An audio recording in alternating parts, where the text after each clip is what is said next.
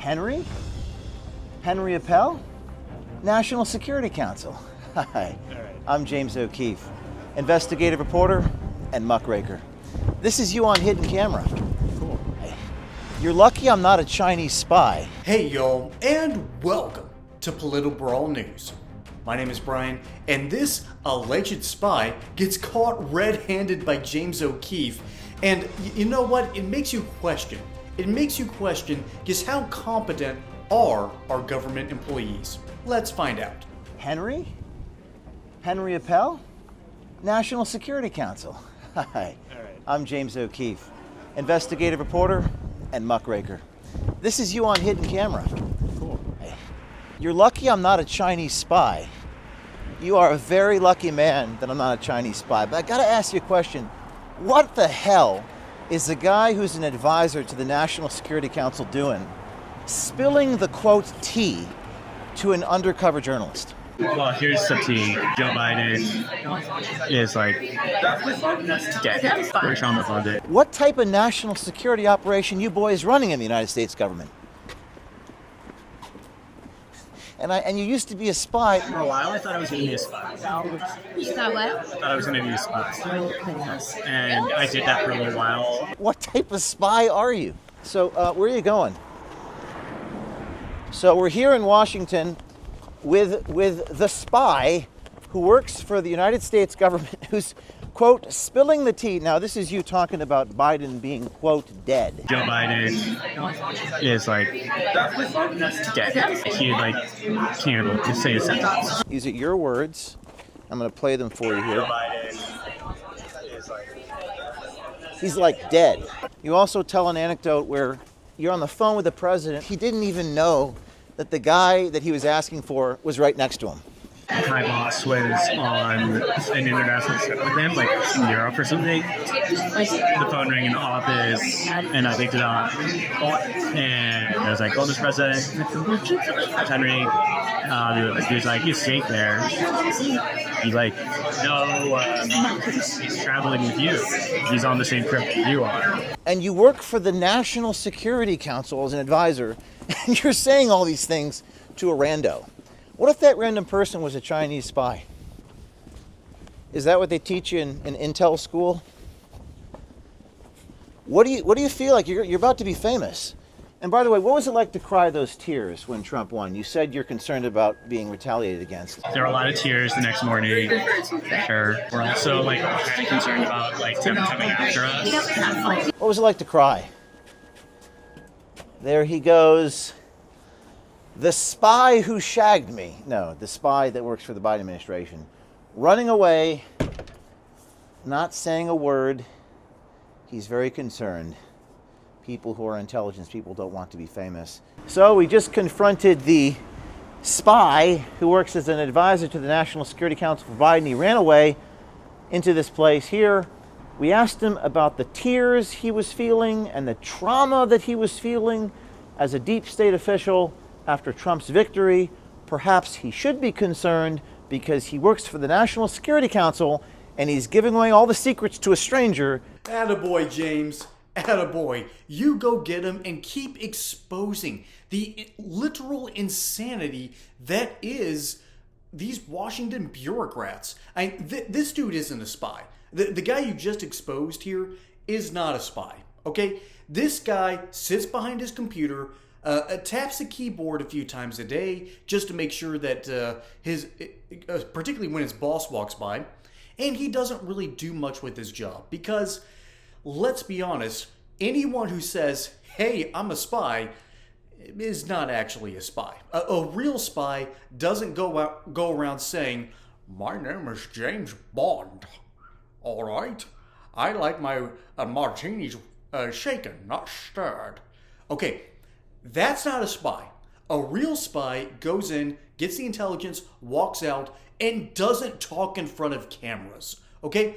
Fake spies, what they do is they sit behind the keyboards all day, and once they finally get a date with someone who is above a 5 on the hotness scale, and they start spilling the tea. Okay? So this dude he's a dead man walking, for lack of a better word. He might as well work for the Clinton administration, because this dude went out there and told everyone in front of a camera that, yeah, Washington is mostly a game, and yeah, I do some really important stuff. Oh, by the way, I hope you sleep with me. That's what this dude is doing in a nutshell, okay? The spy who shagged me, Austin Powers, has nothing on this dude, clearly. Ugh. This is really the best that we can get in our government, isn't it? This is just a microcosm of how bad our bureaucrats are. And I know from personal experience, I had the terrible opportunity to live inside of D.C. for a couple of months, and it's awful. Okay? It's full of know-nothing Democrats who think that they're better than you. It's full of people who are snooty. They have all these connections. We live just a few blocks from the Capitol. Oh, the National Mall is fantastic. Have you visited Rock Creek Park? These people are insufferable for the most part. They're nice to some degree, but they think that they're better than you. That's the big problem here. And James O'Keefe, what he is doing here is not just exposing how terrible our own bureaucrats are in our National Security Administration. No, he's exposing the general problem that is our American bureaucracy. And it's full of people, particularly in Washington, D.C., who only live there for 3 or 4 months out of the year. And if they live there full time, they're either defense contractors or they're bureaucrats, okay? The people, there's almost a mile radius outside of the National Mall. And if you were to draw a big old rectangle around the National Mall, you'd see where all the problematic people actually live. And they all think that Kamala Harris was the greatest thing since sliced bread. Okay, their brains have been fried because they have no idea what it is to live as an average American. They have no idea how to be a farmer. They have no idea how long their commute takes in the suburbs. They have no idea how the average person just a mile outside of their own livelihood lives. And let me tell you something, Washington, D.C., once you get out of that mile radius around the Capitol building, it's not pretty. Okay, it's not fun. It's a not good place to be. We joke about it up here that there's a river that flows into the Potomac River called the Anacostia, and only half jokingly do people up on the hill say, "What separates men from animals? The Anacostia River." It's not a pretty sight once you get outside of that DC bubble, because the average person lives in way more squalor than these bureaucrats would ever hope to see. And that's because they don't interact with the average American. They don't interact with people, and they don't think consequences apply to them. Buster, James O'Keefe is out here exposing this alleged spy who truly has your best interests at heart.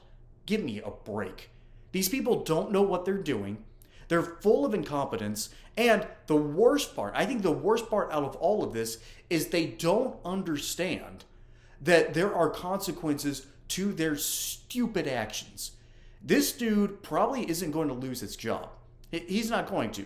Scuttlebutt around DC is a real thing, and if you're connected, and if you know the right people, and if you listen to the staffers who work on the Hill, you'll learn these secrets in an instant.